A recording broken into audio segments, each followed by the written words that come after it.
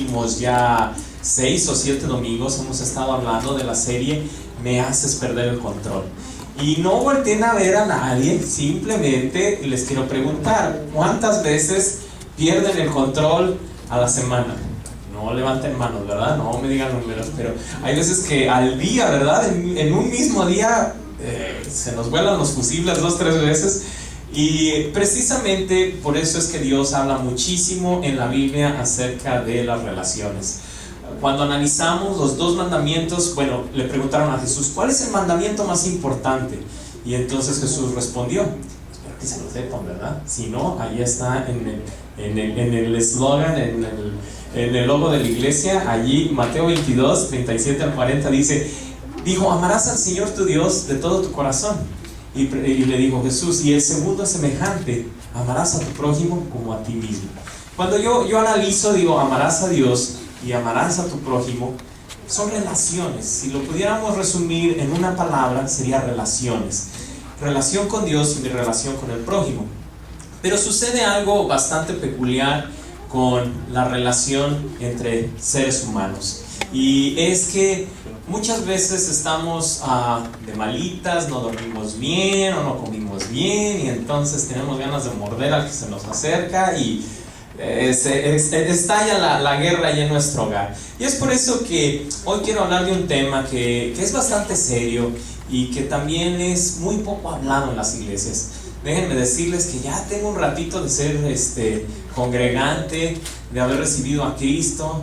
Lo recibí en el año de 1994, no, 93, el 16 de noviembre. Fue, ya varias lunas y varias primaveras de aquel entonces. Ya van a empezar a echar cuentas, ¿verdad? Pero a lo que voy es que en todos estos años, yo creo que si sumara cuántas predicaciones he escuchado, ya venía, yo creo que cientos, si no es que miles de predicaciones que he escuchado, y no he escuchado una sola acerca del abuso físico o del abuso sexual o del abuso emocional que experimentamos entre los seres humanos. Y es por eso que este día quiero hablar acerca de siendo libre del abuso. Es un tema serio, difícil de tratar, pero no podemos tapar el sol con un dedo. No podemos ignorar que muchas veces entre relaciones, ya sea entre esposos, entre papá e hijo, entre hermanos, existe el abuso. Hay veces que simplemente en la calle nadie te conoce y a veces recibimos abusos de la gente. Y la Biblia está llena de todo ese tipo de ejemplos. La Biblia nos habla de todo tipo de ejemplos en todas las áreas que necesitamos para ser exitosos a los ojos de Dios. Y antes como les he dicho, el título es Siendo libre del abuso, quiero mencionarte algunas estadísticas. Mira, unas estadísticas tristes que me han hecho por eso mismo hablar acerca de este tema. ¿Sabían ustedes que la razón número 1 de que una mujer vaya al hospital con heridas múltiples es la violencia en el hogar? Esa es la razón número 1.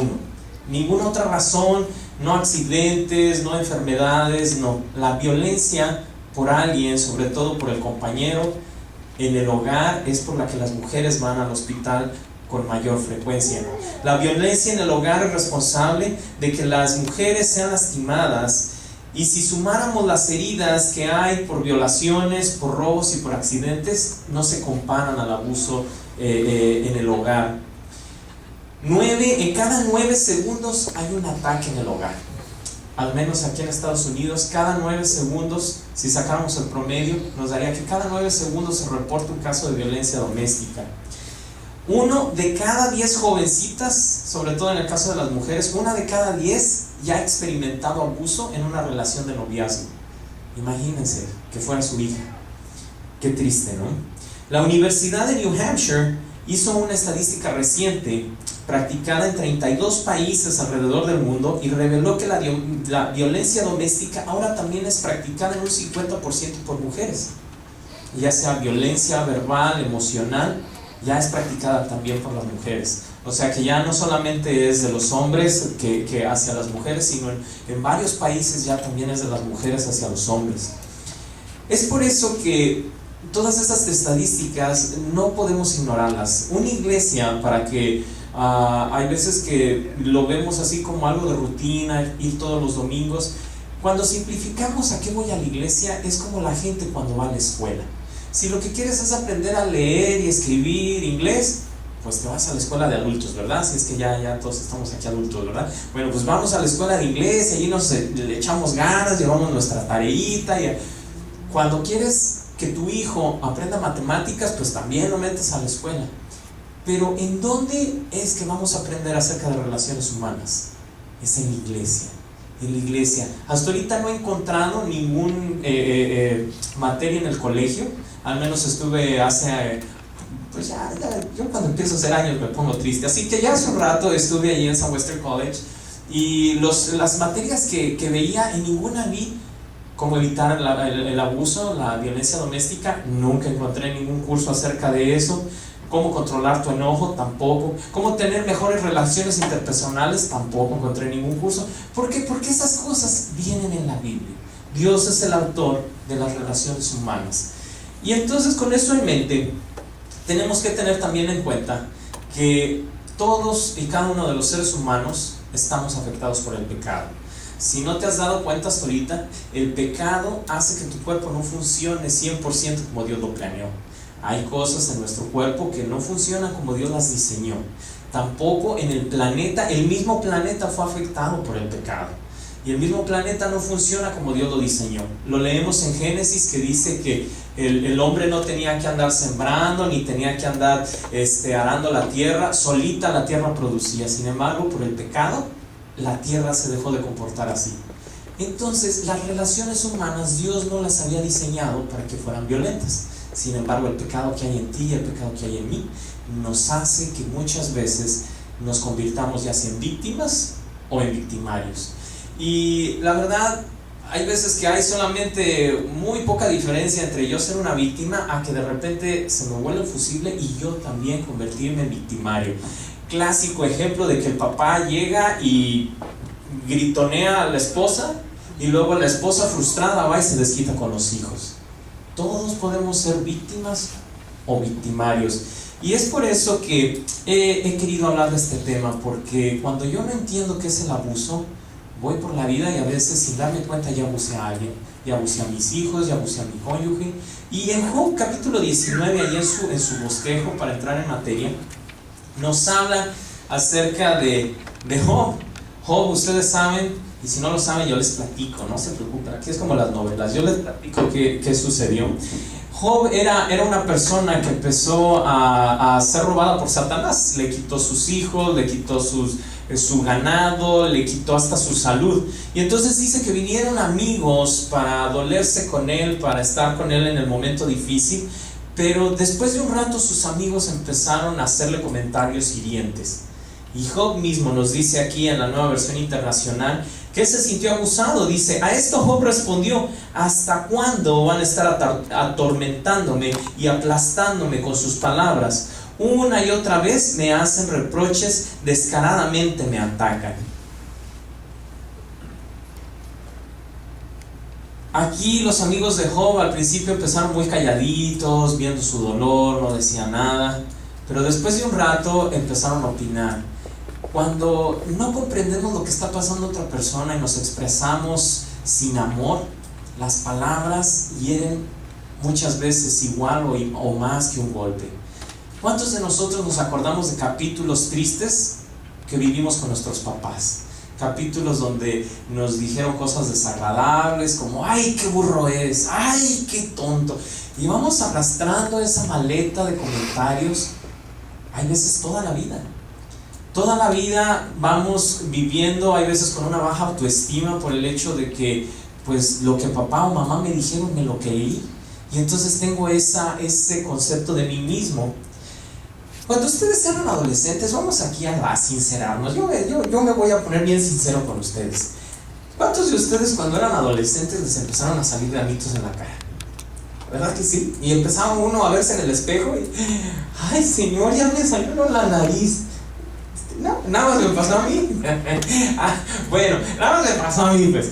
Y entonces estaba yo en el espejo y me sale el grano en la nariz. Y varias veces, ¿cierto o no que no nos relacionábamos igual? Íbamos a la escuela y: hola.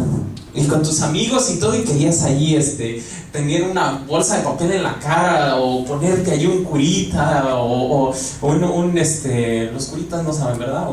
No son curas de ninguna otra religión, son los band-aids, así le llaman en mi tierra. Entonces, a lo que me refiero es que la imagen que tú tienes de ti mismo es como te comportas.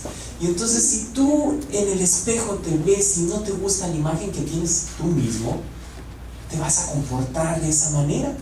Como te imaginas que tuvieras un grano en la nariz y tienes que ir a trabajar y ¡ay, qué pena! Y no quiero que me vean. Y muchas veces ese defecto físico no es en la cara, es en el corazón. Por una palabra que nos dijeron que nos hizo pensar que somos de esa manera. Porque a diferencia del espejo que me hace verme físicamente, el espejo con el que me veo el alma son las relaciones con otras personas. El concepto que tengo de mí mismo lo he obtenido de comentarios que recibo de otras personas, ya sea de mis papás, o de mis maestros, o de mis amistades. Uy, que te pusieron el orejotas de apodo. Ay, vas toda la vida pensando que estás bien orejón. Y entonces te comportas de la manera que tú piensas que eres. Y entonces, cuando tú no te ves en el espejo de Dios, la autoestima se ve afectada y nos relacionamos de acuerdo a la imagen que yo pienso que soy. No sé si me he logrado expresar correctamente, pero cuando yo tengo un concepto de mí mismo que es vergonzoso, así me voy a comportar. Y lo que sucede es que el abuso eso hace. El abuso, ya sea físico, verbal, sexual, emocional, va a hacer que yo me comporte en la vida así. Tal vez fue alguien que me dijo que yo era un tonto, tal vez no con palabras, pero sí con acciones. Se rió de mí, se rió de mis emociones, de mis sentimientos, me hizo sentir que yo no valía nada. Es por eso que es necesario yo relacionarme con Dios, para yo tener un concepto, así como Job, que dijo, ya no puedo. O sea, dejen de decirme con sus palabras, porque me aplastan. Decirle a Dios, Señor, yo quiero escucharte. ¿Qué es el concepto que tú tienes de mí? Cuando yo veo la Biblia como tinta y papel, o si la tienes en tu celular, la ves muy electrónicamente y ves el título y dices, este es el libro para los romanos. Este es el libro de los Efesios. Este es el libro que escribieron para los de Filipo, ¿no? Por eso se llama Filipenses. Esto fue para los de Colosio, por eso se llama Colosenses. Date cuenta que todos ellos ya no viven. Todos esos libros Dios los escribió para ti. Cuando leas la Biblia, léela creyendo que Dios la escribió única y exclusivamente para ti. Y entonces no va a ser más el libro para los romanos, va a ser el libro para Joel. Y entonces cuando tú lees sobre todo los salmos y empiezas a escuchar expresiones donde Dios te dice que Él te ama, que dice que aunque andes en el valle de sombra y de muerte, no temerás mal alguno, porque Dios está contigo, créelo, aduéñate de esos textos. Y esos textos van a hacer que tu autoestima se vaya, de verdad, vayas viendo el reflejo correcto en el espejo de Dios y te des cuenta cómo Dios te ve. Vales tanto, tanto, tanto para Dios, que aunque hubieras sido tú el único que se hubiese portado mal y toda la humanidad estuviera bien, de todas maneras Cristo hubiera venido a morir por ti.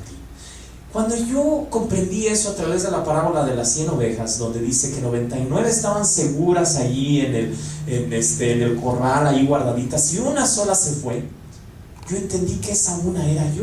Me adueñé de la Biblia y entendí que aunque yo hubiera sido el único que me hubiera portado mal, aún así Dios hubiera mandado a Jesucristo. A ese grado Dios nos ama, a cada uno.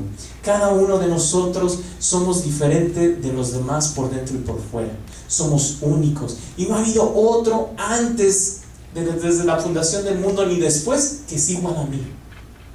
Y cuando analizas las huellas digitales de tus dedos, o el iris de tu ojo, o el latido de tu corazón, es único. No hay otro ser humano, ni habrá otro ser humano igual a ti. Eso te debe de hablar del amor de Dios.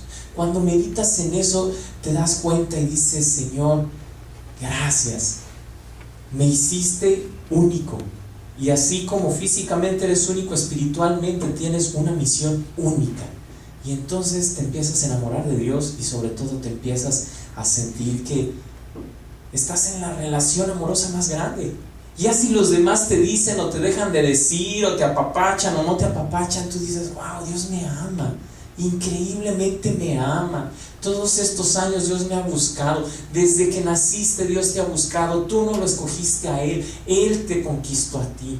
A través de todo lo que has vivido, Dios te ha estado llamando y diciendo, ven, relaciónate. Así como un novio que anda allí mandándole flores y la serenata, y ahorita que estamos en 15 de septiembre, ¿verdad? La serenata, así Dios a lo largo de tu vida te ha estado buscando y te ha estado diciendo, te amo, te amo. Lo que sucede es que las relaciones personales nos distorsionan eso y andamos buscando lugares equivocados, como la mujer que estaba sacando agua del pozo y Jesús vino y le dijo, mujer, ¿me das el agua que estás sacando? Y la mujer le dijo, ay Señor, en aquel entonces pues no era bien visto que hombres y mujeres hablaran así, menos ella que era samaritana. Y le dice, ¿dónde está tu esposo? Y le dice, no tengo esposo. Y le dice, qué bien, ¿qué dices? Porque no tienes esposo. 5 has tenido y con el que estás viviendo es tu amante.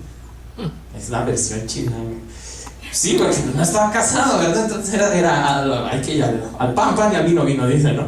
Entonces, lo que estaba buscando esa mujer era amor, pero la estaba buscando en el lugar equivocado. Dios no la juzgó, Dios no la mandó al infierno, le dijo, toma de esta agua viva, relaciónate conmigo y vas a ver que jamás vas a volver a tener hambre de ser amada, porque Dios te ama de una manera increíble. En su bosquejo hay 7 puntos y es de una manera resumida cómo ayudar a alguien que sea libre del abuso, ya sea abuso sexual, abuso físico, verbal o emocional. Lo primero que tenemos que hacer es no lo mantengas en secreto. No lo mantengas en secreto. Mira lo que dice Juan 8:32. Y conocerán la verdad y la verdad los hará libre. O sea, algo que estaba secreto, que era la verdad, que tú no lo conocías, cuando sale a la luz te hace libre. Los secretos nos causan enfermedades y le dan poder al diablo. Esto déjame decirte que no solamente es en el caso del abuso, sino en el caso de cualquier adicción.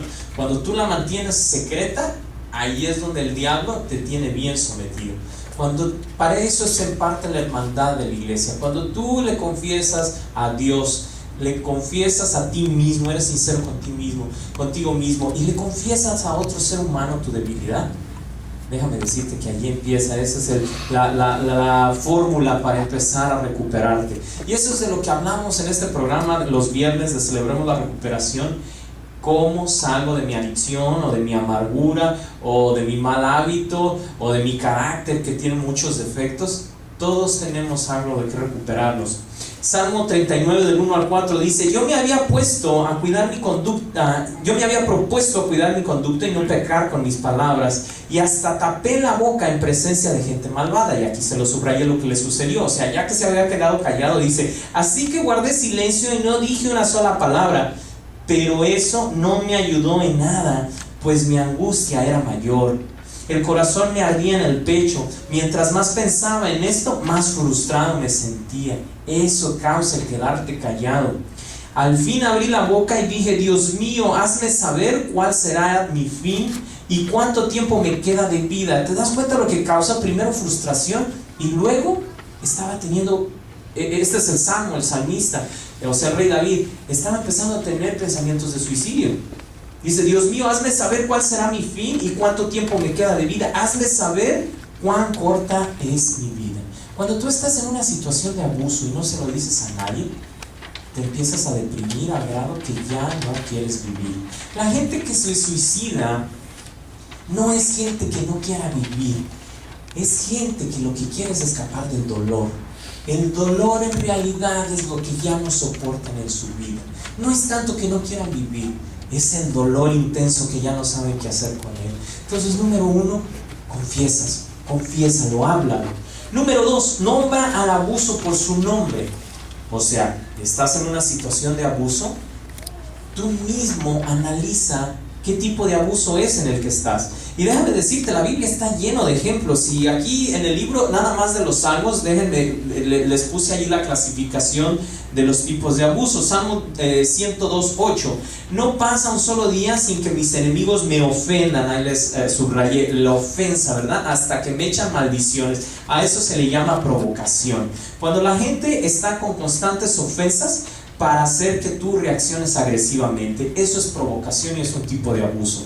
Salmo 109:20.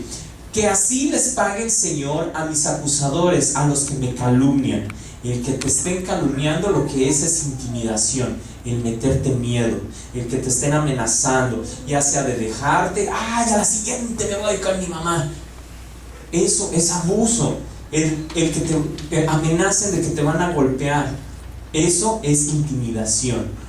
No te lo hacen, pero emocionalmente te están amenazando con ello. Salmo 22:7. Todos los que me ven se ríen de mí y en son de burla tuercen la boca y mueven la cabeza. Ese tipo de abuso se le llama denigración, hacerte sentir menos, hacerte sentir chiquito.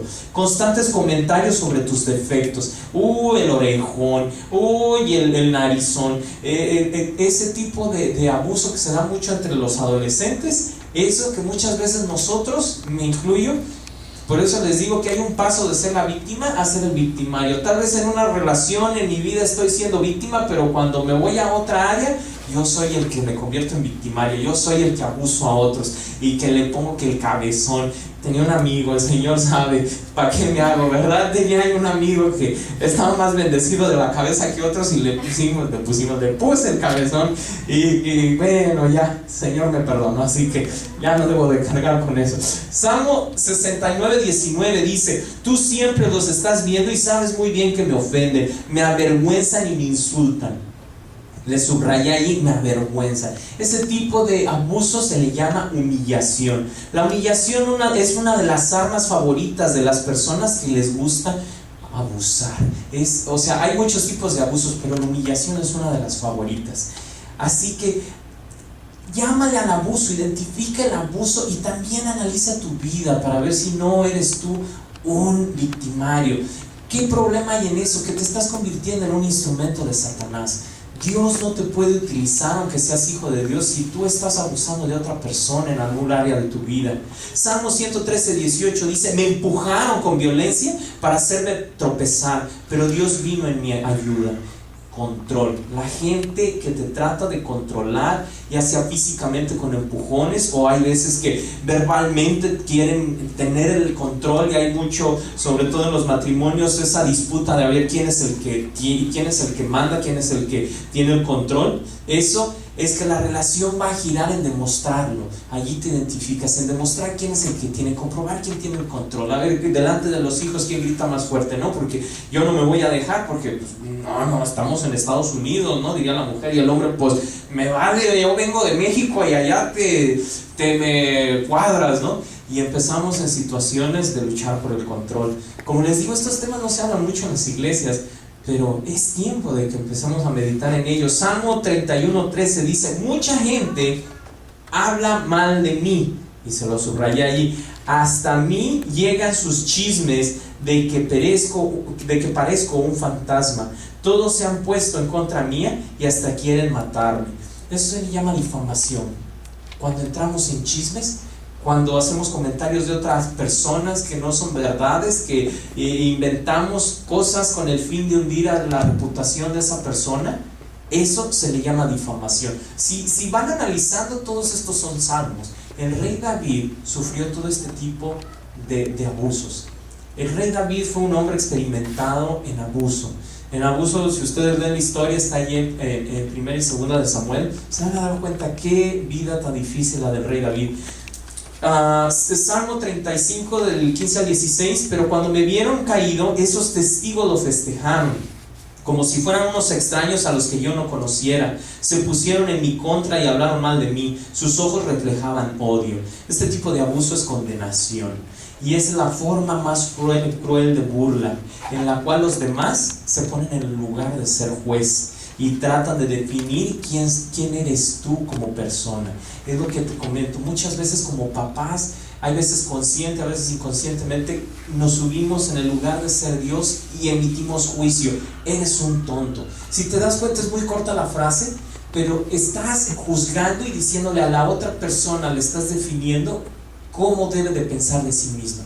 Eres un tonto, eres un burro. No, ¿cómo que estás llorando? No seas niñita. Ese tipo de cosas definen la personalidad de nuestros hijos. Y entonces el niño que tiene ese temperamento, de repente se encuentra chocando consigo mismo. Dios lo hizo de una forma, lo hizo con una tendencia más fácil a llorar, pero como papá o muchas veces mamá también expresan que eso está mal, el niño empieza a crecer con un problema de decir, así soy y estoy mal, y entonces debo de ser diferente. ¿Y cómo le hago? No me puedo cambiar mi temperamento porque así Dios me hizo.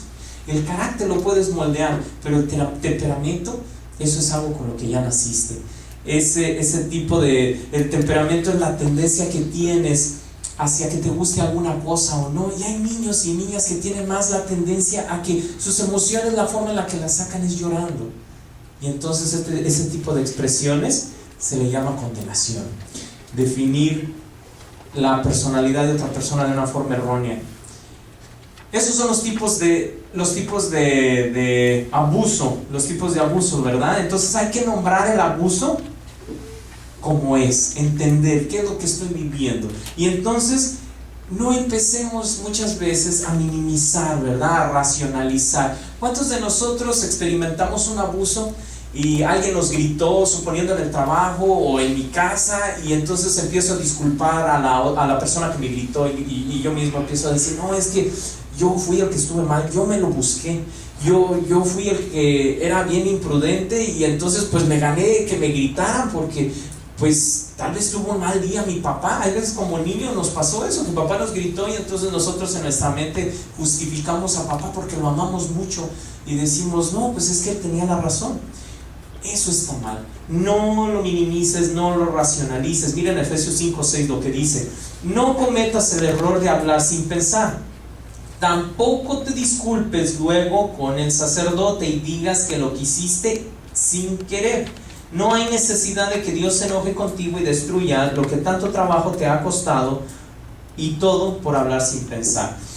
En este texto está hablando de que muchas veces nos disculpamos nosotros mismos.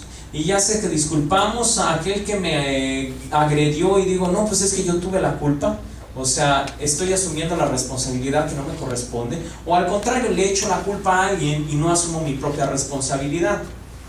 No, pues es que estaba enfermo, no fue su culpa, yo fui el que me lo... o tuvo un día difícil, no, pues es que me lo gané que me gritara. No minimices, no racionalices. También si tú eres el victimario, no busques de decir, no, pues es que se lo ganó, porque anda provocándome, pues me anda provocando y gritando, pues le di un guantazo, pues yo no tengo la culpa, ella es la que me anda buscando y me encontró. Cuidado, no minimices, no racionalices. Hay que llamarle como es. No te dejes utilizar por Satanás. Entre los hispanos es tan común, traemos tanta forma de pensar errónea por todo lo que como cultura, como raza hemos vivido, pero tiene que llegar un momento en el que dice la Biblia, ya no eres judío, ni eres griego, ni eres gentil, eres un cristiano. Y cristiano significa que vas a seguir a Cristo y que vas a pensar como Cristo, y que las cosas culturales que te están estorbando para relacionarte, no, pues es que a mí pues, Pedro Infante me enseñó que a las mujeres ni todo el amor ni todo el dinero.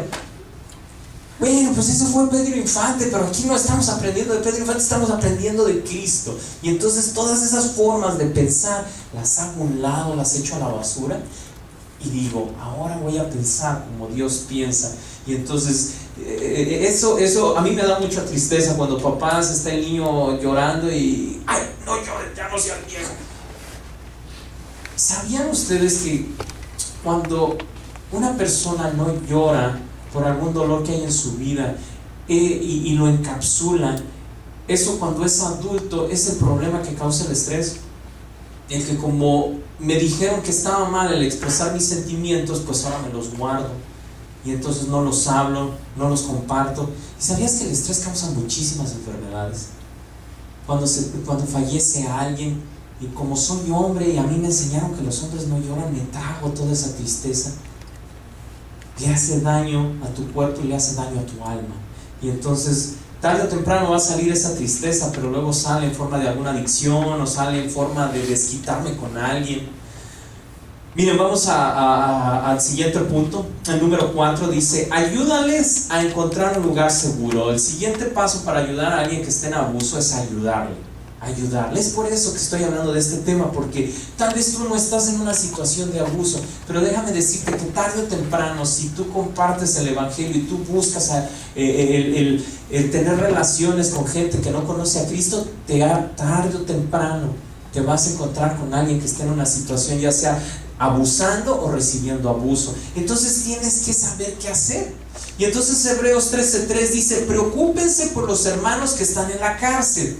Qué suave, ¿verdad? Pero miren lo que le subrayé, es aún mejor, dice: y por los que han sido maltratados, ya sean niños, ya sean mujeres, ya sean hombres. Dice: piensen como si sintieran ustedes, cómo se sentirían ustedes si estuvieran en la misma situación. Yo creo que mejor no lo puede decir la Biblia. O sea, ponte en el lugar de esa persona que está recibiendo abuso y no le digas: yo mañana, voy a orar por ti. Ayúdalo de verdad, ayúdalo. No hay ningún verso en la Biblia en el cual nos diga que debemos de permanecer en una relación o en una situación de abuso, ya sea sexual, físico o emocional. No estoy hablando de divorcio. De lo que estoy hablando es de que en muchas ocasiones es necesario darse un tiempo como relación. Tú por un lado, yo por el otro, porque tienes que entender que estás mal, o que tengo que entender que estoy mal, pero de allí tengo que buscar a alguien que me ayude, porque muchas veces, ya sea el abusado o el abusador, piensan que lo van a superar solos, y es por eso que es este tipo de programas, porque en este tipo de programas, como Celebremos la Recuperación, nos ayudamos unos a otros. Son 12 pasos, y allí están, y ustedes los pueden leer, pero uno de los más importantes y desafiantes es el cuarto. Y allí es como dirían en mi tierra, allí es donde torcemos el rabo, ¿verdad? Donde la marrana tuerce el rabo, ¿verdad? Pues para que ya lo pensé, ya lo tuve que decir.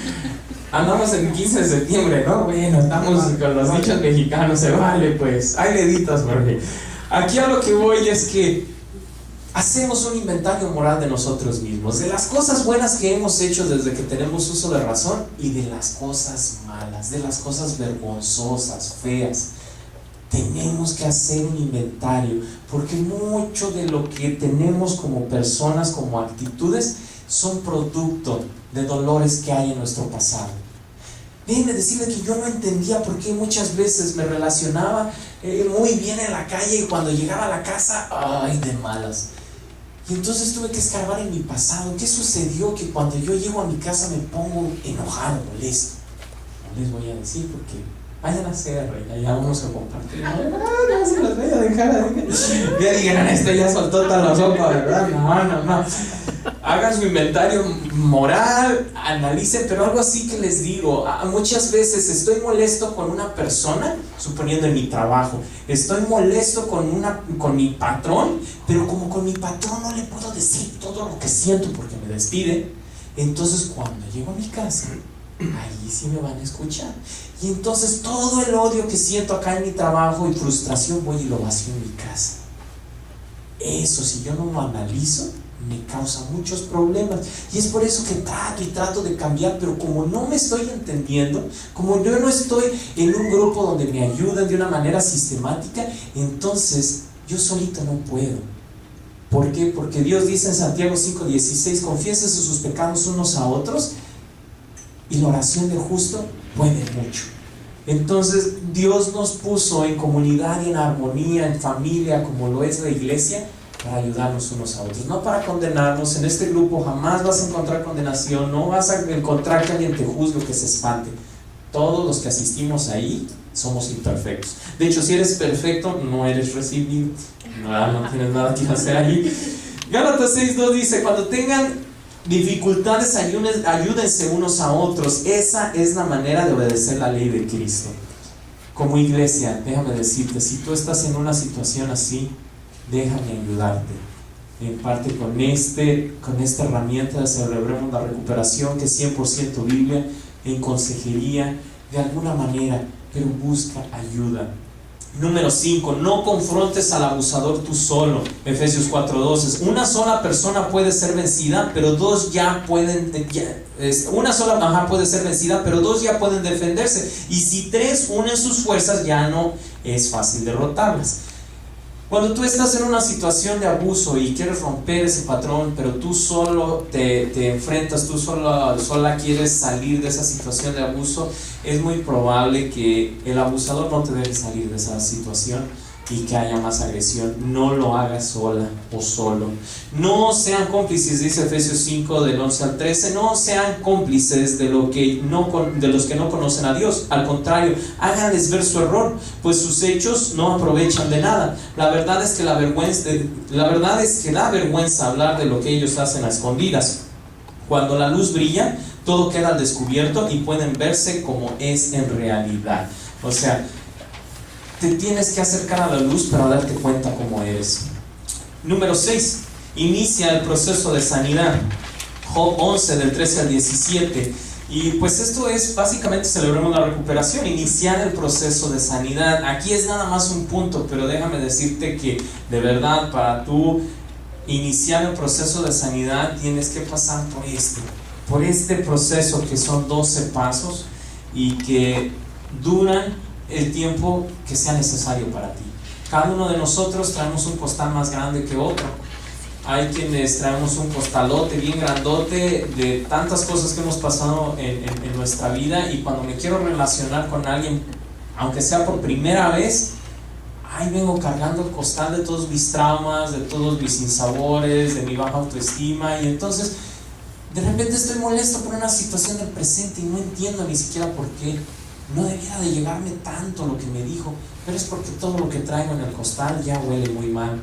Dice Job 11 del 13 al 17, pero si tú amas a Dios y le pides perdón, allí lo subrayé, y si tu familia deja de hacer el mal, qué clave, ¿verdad? O sea, apártate de hacer lo que hacías, entonces no tendrás de qué avergonzarte y podrás vivir sin ningún temor. Olvidarás tus sufrimientos por completo, y si acaso los recuerdas, será como recordar cosas sin importancia. Y aquí lo subrayé, tendrás una vida muy feliz. ¿Sabían que la felicidad es una decisión? Al igual que el amor es una decisión. Después de que tomas la decisión, entonces viene el sentimiento. Hay veces que casi es al mismo tiempo, pero si tú tomas la decisión de dejar amar a alguien, vas a dejar, con los minutos o con los días o con las semanas, tal vez los meses, vas a dejar de sentir. Hay veces que pensamos que porque sentí maripositas en la panza es que estoy enamorado. No, sentiste mariposas en la panza no porque comiste algo o porque estás malo, es porque tomaste la decisión tiempo antes de estar enamorado, y entonces cuando alguien físicamente lo ves, entonces ya sientes, este es, ay, sí, pero ya habías tomado la decisión desde antes. Es por eso también que existe el adulterio, porque en mi relación matrimonial, no, pues ya la rutina, no, es que esta esposa no me comprende, no, es que ya las cosas no eran como, y entonces ya decidiste dejar de amar, y entonces de repente ves unos ojitos que te están allí haciendo así como visquillos, y entonces, pero como tú ya tomaste la decisión de que ya no quieres amar a tu esposa, y es bien sencillo que te enamores de alguien más. Todo empieza por decisiones. Entonces aquí está diciendo Job que tomen la decisión de amar a Dios y de pedir perdón y de dejar de hacer el mal, y entonces tendrás una vida muy feliz, porque todo es cuestión de decisión. Eres tan feliz como decides serlo en este mundo que tienes que tener en cuenta que es pecador y no es el paraíso. Entonces, número 7, y con este termino, deja que Dios haga justicia. Deja que Dios haga justicia. Primera de Pedro 3:9. Si alguien les hace algo malo, no hagan ustedes lo mismo. Si alguien los insulta, no contesten con otro insulto. Ay, qué fácil se oye, pero qué difícil es, ¿verdad? Primera de Pedro 2:23, cuando lo insultaban, viene hablando de Jesús. O sea, cuando insultaban a Jesús, jamás contestaba con insultos y jamás amenazó a quienes lo hicieron sufrir. Y aquí le subrayé, ¿qué es lo que hacía Jesús? Más bien dejó que Dios lo cuidara y se encargara de todo, pues Dios juzga a todos con justicia. Y tú podrás decir, pues sí, pues qué bien lo cuidó, lo mataron, lo metieron a la tumba. Pues sí, pero aún de la muerte Dios te puede sacar. 3 días después resucitó. Cuando estás en una situación de conflicto, en una relación, hay 3 posibles comportamientos. O tú eres el que abusa y entonces moralmente, déjame decirte que la Biblia te dice que eres menos que los demás. Cuando tú eres alguien que se está portando mal, la Biblia te dice que estás pecando. Sabiendo hacer lo bueno y no lo haces, es pecado. Eso lo dice Santiago 4:17, la definición de pecado. Cuando alguien te provoca y tú contestas con provocación, no eres mejor, eres igual. Eres igual que la otra persona. Entonces, si tú eres el abusador, eres menos que los demás, porque eres un pecado. Si alguien te contesta, alguien te provoca y tú respondes en agresión, eres igual. No has hecho nada extraordinario, eres igual. Pero mi deseo como pastor es que tú seas mejor. Y la Biblia lo desea. Y Dios te ha diseñado para que tú seas mejor que los demás. Cuando alguien te provoque en agresividad, el objetivo es que tú no respondas en agresividad. Que seas mejor, que estés en un terreno más alto, en que digas, yo no me voy a rebajar a tu nivel a comportarme como tú. Y esa es decisión de cada uno de nosotros. Nadie te puede obligar. Tú eres el único que decide cómo vas a responder ante los ataques del diablo en una relación. ¿Vas a ser menor? ¿Vas a ser igual a los de este mundo? ¿O vas a ser mejor? Mi deseo es que seas mejor y de verdad que sí se puede. Sí se puede. Es un proceso, pero todo está aquí.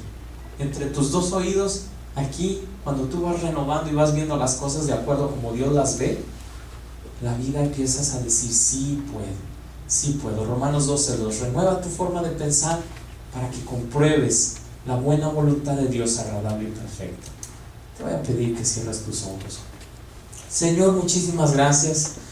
Gracias porque estamos en esta vida, estamos en este mundo, y porque tú sabes mejor que nadie, Señor, que es difícil el relacionarnos, que es difícil el estar a veces casados, o a veces es difícil ser hijo, a veces es difícil simplemente el ser patrón o el ser empleado. En todas las relaciones en las que estamos, Señor, tú sabes que el pecado está presente. No podemos controlar la vida de los demás, pero podemos controlar la nuestra. Ayúdanos, Señor, ayúdanos a tomar la decisión de que si estamos en una relación en la cual estamos siendo abusados, la confesemos y busquemos ayuda y salgamos de esa situación lo antes posible. Padre, que si somos los que cometemos abusos, si somos los victimarios, Padre, te pedimos que nos ayudes a cambiar nuestra forma de pensar y dejar de ser instrumentos de Satanás que abusan a otros, que hacen sentir mal a otros. Tú no nos planeaste para eso, Señor, ayúdanos. Ve el corazón de cada uno de mis hermanos aquí presentes y te pido que tu Espíritu Santo, Señor, les redarguya, que les instruya, que les haga comprender y que les dé sabiduría. Padre, queremos educar a nuestros hijos con una autoestima correcta. Ayúdanos como padres a dirigirlos, a amarlos de la manera correcta, a hablarles de la manera correcta. Ayúdanos a aprender más de ti para poderles enseñar a ellos y ser buenos padres. Ayúdanos, Padre, en todas las áreas de nuestra vida. En el nombre de Cristo Jesús. Amén y amén.